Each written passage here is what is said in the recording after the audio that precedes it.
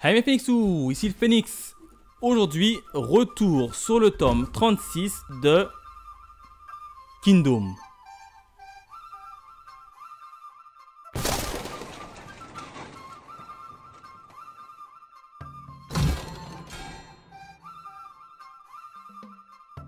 Allez, comme d'hab, on démarre par la jaquette et les bonus. La jaquette qui est juste magnifique. Regardez, on a qui?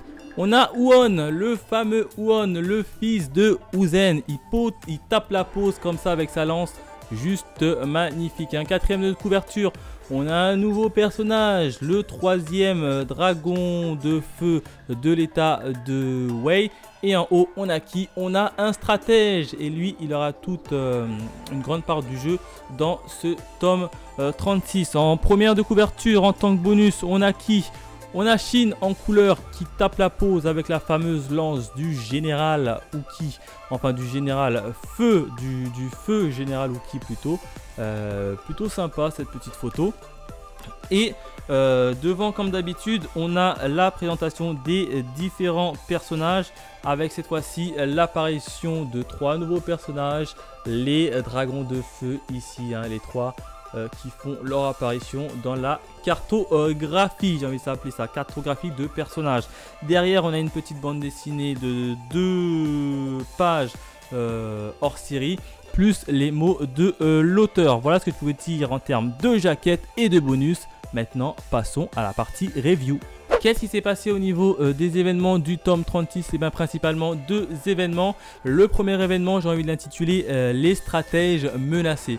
Pourquoi? Et bien tout simplement parce que les stratèges de chaque camp se sont fait kidnapper par leur adversaire. D'un côté, on a Karyoten qui s'est fait kidnapper par l'état de Wei. Et de l'autre, on a Shutsu, le stratège de l'état de Wei, qui s'est fait kidnapper par l'état de Shin.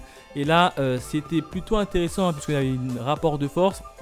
Et ça nous a permis un peu d'en apprendre un peu plus, notamment sur le lien entre Karyoten et Shin, puisque comme vous le savez on ne sait pas trop quelle est leur relation, notamment Shin, puisque Shin, quand il a su que Karyoten s'était fait capturer, il en voulait terriblement à Kyukai qui n'a pas réussi à éviter cela.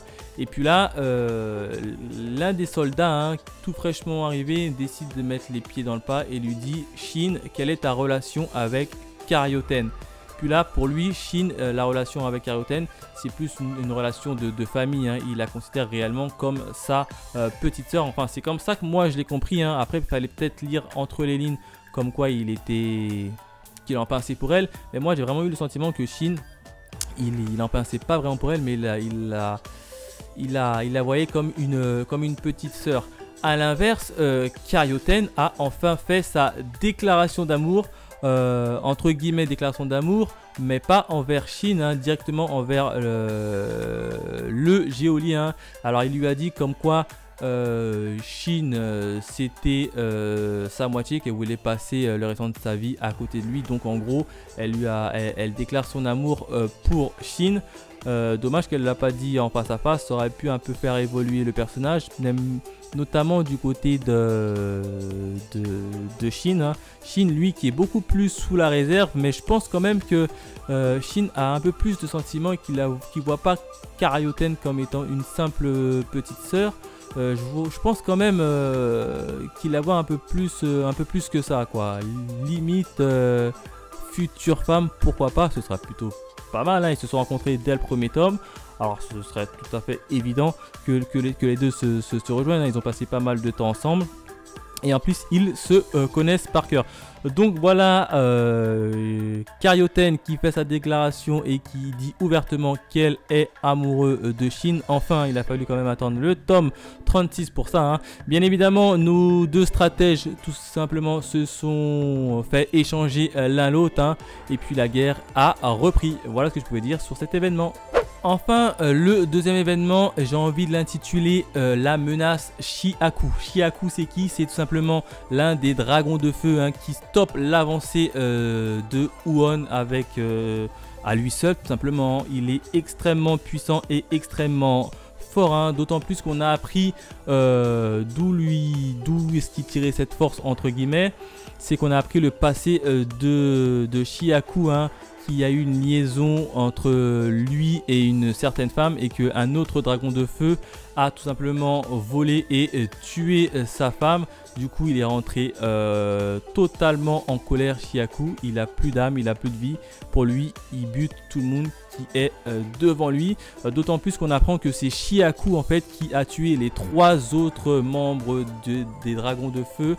Donc si un seul membre des dragons de feu est capable de rivaliser avec un général Uki, hein, le gars Chihaku, il a quand même buté 3 d'entre eux, hein. 3 d'entre eux, donc tu dis la puissance qu'il a pas. Alors je vois pas comment Uon va réussir à s'en sortir face à ce terrible adversaire qui pour lui il n'y a plus rien à perdre. Autre point également, c'est Genmu et Reimu, hein, 2 autres dragons de feu qui ont quand même du cœur, hein, puisqu'ils se sont rangés du côté du parti de Chihaku, hein, qui lui avait perdu sa femme. Et ben ils se sont rangés quand même du côté de Chihaku, donc ça prouve quand même qu'ils ont du cœur, hein, malgré tout, hein. D'ailleurs Genmu, hein, qui avait capturé en début de tome, qui avait capturé Karyoten. Si Karyoten lui avait pas dit comme quoi elle en pinçait pour Shin, je suis persuadé que Genmu l'aurait tout simplement tué, hein. Il l'a dit d'ailleurs lui-même. Il a dit bon, t'as de la chance, c'est parce que t'es là par amour pour quelqu'un d'autre. Et comme lui, il a vécu ça dans son propre organisation, les dragons de feu.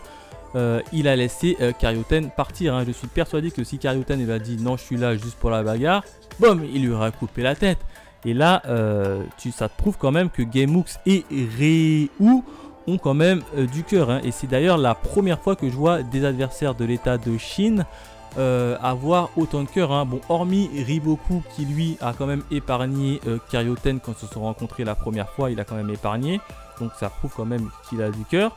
Ce sont 2 nouveaux personnages adversaires de l'état de Shin qui montrent quand même une certaine sympathie et une certaine cœur pour leur partenaire. Et ça, c'est très rare.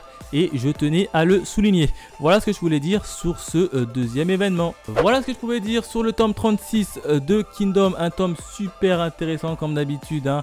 On est en plein dans la bagarre. On a eu le passé d'un des dragons de feu. Bref, c'était magnifique. Et on a enfin la déclaration d'amour de Karyoten. Voilà ce que je pouvais dire sur le tome 36, hein. Si je devais le noter, j'aurais mis la note de 5 étoiles sur 5. Tellement que Kingdom, c'est la vie. Voilà, n'hésitez pas à me dire dans les commentaires si vous aussi vous avez kiffé le tome 36 de Kingdom. Bref, dites-moi tout. Quant à nous, on se retrouve très vite pour de nouvelles aventures. Allez, bye mes Phoenixous.